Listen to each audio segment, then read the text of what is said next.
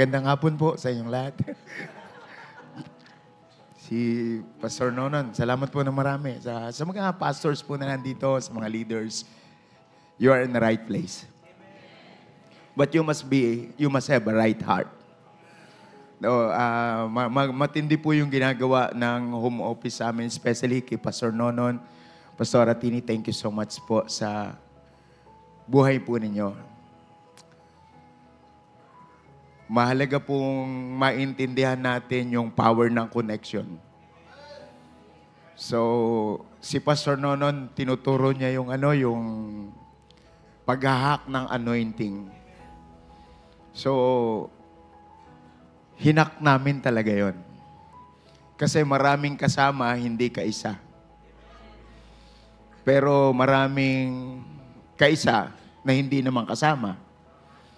So, mahalaga talaga nakaisa ka, tapos kasama ka. Tapos, konektado ka, at saka lapat ka talaga. Hindi ko alam sa Bisaya yun. Pero yung konektado na lapat, importante. Yung walang gap, talagang dikit. So, pagka po ganon, may matinding mangyayari. Kung ano po ang ginawa kay Pastor Nonon, yun din po yung nangyayari sa atin. Lagi po nilang sinasabi, Pastor Nonon, Pastor Atini, na we are next in line. See you on the top. Pagka po sinasabi nila yon, talaga pong nire-receive ko in my spirit. So, yun po yung ginawa namin. At may mga nangyari po sa amin na maliliit palang bagay. Alam namin marami pang gagawin si Lord. Good morning po sa ating lahat. Every time na pumupunta ako dito sa Butuan, na siguro batch 13 or 11, nagsimula na akong mag-shades. Sobrang bright ng future na pumupunta sa Butuan. Grabe, hindi ko ma-contain. Hanggang naka-shades. Sabi ko, grabe ang ginagawa ng Lord's Spirit. Alam niyo po ba, kanina sa worship, grabe, nag-strike ang Lord sa akin. Kasi hindi madali ang maging matapang. Hindi madali ang ginagawa natin. Pero lagi natin isipin na hindi ito para sa atin lang. Gusto natin tulungan yung mga tao na maka-breakthrough. Gusto naman nilang sumunod sa Lord. Kaya lang walang pera. Tama ba? Kaya dito sa gagawin natin ito, kailangan mo maging matapang. Hindi pwede ang duwag dito. Hindi pwede yung may hinahide ka. Sabi nga ni Pastor Atini kanina, wala tayong dapat itago. Wala tayong dapat ipaliwanag. But we have so much to improve. I-improve natin ang obedience natin sa Lord. I-improve natin ang obedience natin sa leader natin. And surely we will never go wrong. As long alam mo ang tinitindigan mo, wala kang dapat ikatakot. Kasi ito na yun eh. Ito na yung binigay sa atin ng Panginoon. Kaya nga every time na nag-share kami nito, sobrang iniingatan namin sina Pastor Nonon at Pastor Atini na magkamali ng interpretation dito sa home office na ito. Hindi ito pera. Hindi ito pera. Kitang-kita namin kung paano na-transform yung obedience ng mga tao sa Lord, paano na-transform yung kanilang love sa mga tao at sa Lord. Nakita namin na hindi mahirap na nagawin nila yung vision dahilan dito. Pero hindi dapat itong ma-highlight. Ang dapat ma-highlight yung loving God and loving people. Kaya po, sobrang every year, magto 2 years na po kami. Nag-start po kami dito, batch 5. Si Pastor Lito po, challenge lang po kami ni Pastor Loy. Na grabe, sabi niya, pag hindi mo level, hindi ka makakarating. We love challenges. Sabi ko, sige, punta tayo. Pero medyo nag-alangan pa ako noon, kaya si Pastor Lito lang. 5 lang po kami na pumunta dito, sila na pumunta dito.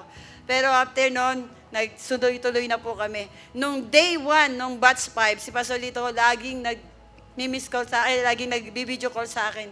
Ini-impart niya yung nare-receive niya dito. Sabi niya, next batch, umattend ka na. So starting batch 6, dire-diretso na po kami. Batch 12 lang po kami hindi nagpunta dahil sina Pastor Nonon na po ang pumunta sa amin. Dahil pinrepare po namin yung 16th year anniversary po namin. And grabe rin po yung ginawa ng Lord doon. At nung pagpunta po sa amin doon ni Pastor Nonon, binisita po niya yung place namin, binisita niya yung aming bahay.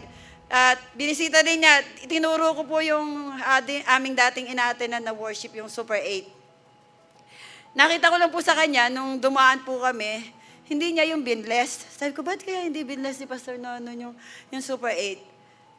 After po nung June 30 na yun, so July, alam niyo po ba nangyari? Yung home office do sa Super 8, sumabog. So, wala kaming choice kundi lumipat. At good thing, si Lord may pine-prepare pa lang mas matindi. Sabi ko, yung pala, minsan may mga pangit na pangyayari sa buhay natin, pero meron palang magandang gustong gawin ang Lord sa buhay mo at sa buhay ko.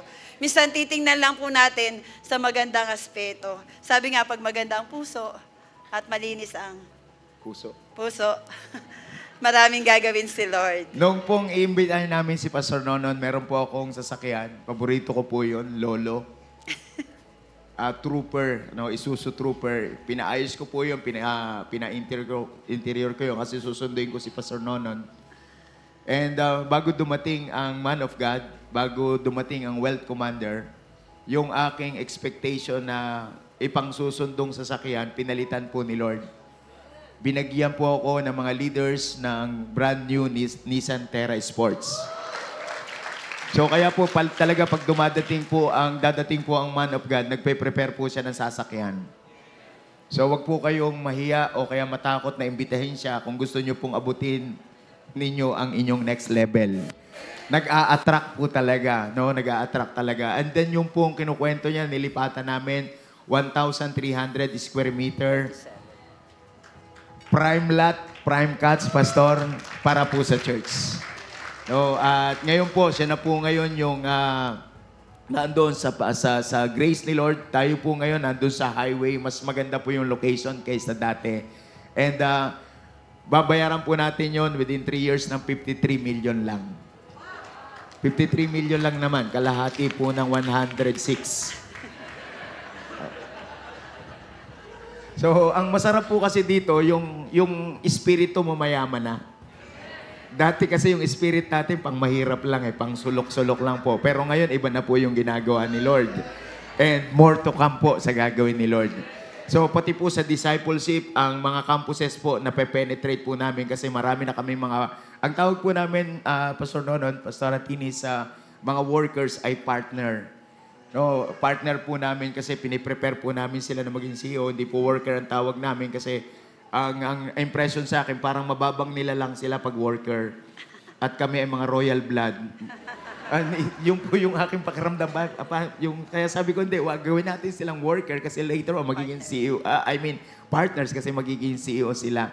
Ang mga partners po namin ngayon, engaged po sa mga campuses at meron na po sila ngayong capacity na makapaglibre sa mga estudyante. And then meron po kami mga estudyante po ngayon, nagwo-work po sa home office habang nag-aaral po sila.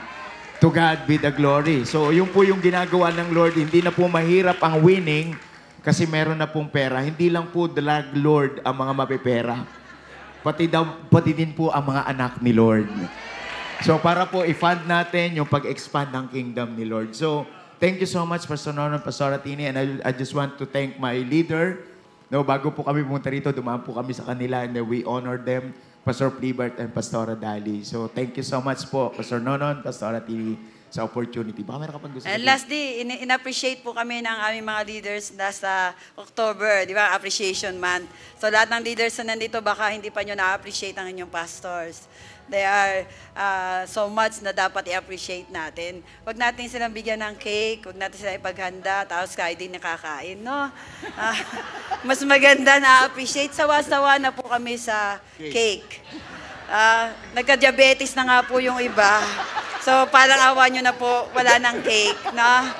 Maganda ho, mapapa-hallelujah ang pastor nyo. Mararamdaman nila that they are appreciated sa kanilang ginawa. Kami po, na-appreciate po nila kami ng all expense paid Korea tour. Yeah, so, sabi nga, 16 years of labor. Pero ngayon, favor na po. Favor na po. So, pastors, wag po tayong magsasawa sa paggawa ng mabuti dahil pagdating ng takdang panahon, tayo din ang aani kung hindi ka magsasawa. Amen. God bless you po. Salamat na marami po sa mga pastors na kasama po namin dito. Thank you so much po.